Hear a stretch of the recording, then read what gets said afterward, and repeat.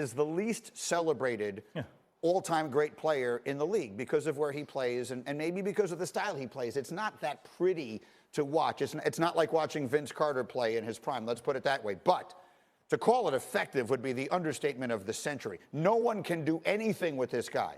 But Anthony Davis can do things that almost no other big in the league can do either. So talk me through this matchup, Vince, because it feels to me like the series will be decided, as great as LeBron is, by the matchup of Jokic and AD. So I'm going to start with Jokic. And the thing about Jokic is every time he steps on the floor, the guy that's guarding him is probably, I don't want to say more athletic, extremely more, like extreme. Yes. Like I'm talking about next level. Correct. And he finds a way because of his IQ.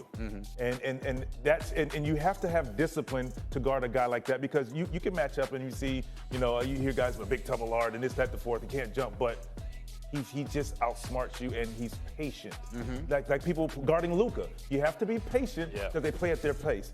Anthony Davis, he's so athletic. He can start an offense. I mean, he can run the offense. He can get out and run, and that's going to be the challenge for Jokic is getting back and finding him in transition. Now, the thing that is going to be difficult is defensively, Anthony Davis' ability to stretch the floor is going to be the key because when that paint is open, that's when now Reeves and Russell and all these guys and LeBron can get into the paint.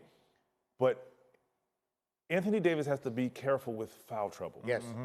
That's going to be the key to me because Darvin Ham has not used his other bigs that he has. So when he gets in foul trouble, where do you go there? Now you're going to move LeBron over to the 5? I don't know. You always talk about wearing LeBron down. That's going to wear him down trying to guard that big fella. There's the concern about foul trouble, and then, I hate to even say it out loud, but with Davis, you're always concerned about him getting injured. If it's a little nick here, a little nick there, and the next thing you know, he can't go, and that's when they're really finished. But this feels like such an opportunity for Anthony Davis, doesn't it?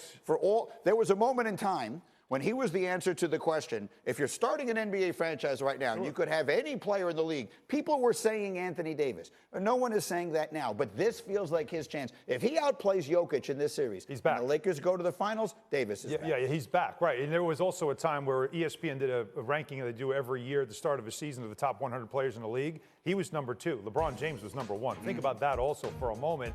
But this is not like the bubble matchup, where they also had Dwight Howard coming off the bench. They also had JaVale McGee coming off the bench. A lot of bodies to throw at Jokic to wear him down. As we saw with DeAndre Ayton in the previous series, Jokic wore Ayton down.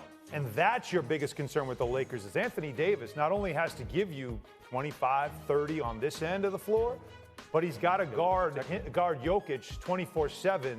And while he is big and the dad bod and all that stuff, he's slow but quick.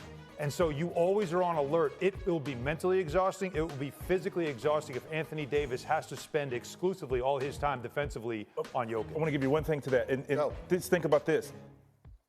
When you're guarding Jokic, you want to stay close to him. If Anthony Davis always has to go help side, swing the ball one side to the other, then this guy hits you, that's going to wear him down, and that's where I think, injuries and all that thing can occur. Look, I mean, you see the question on your screen. The most important player in the series, Anthony Davis or Nikola Jokic? The answer is yes.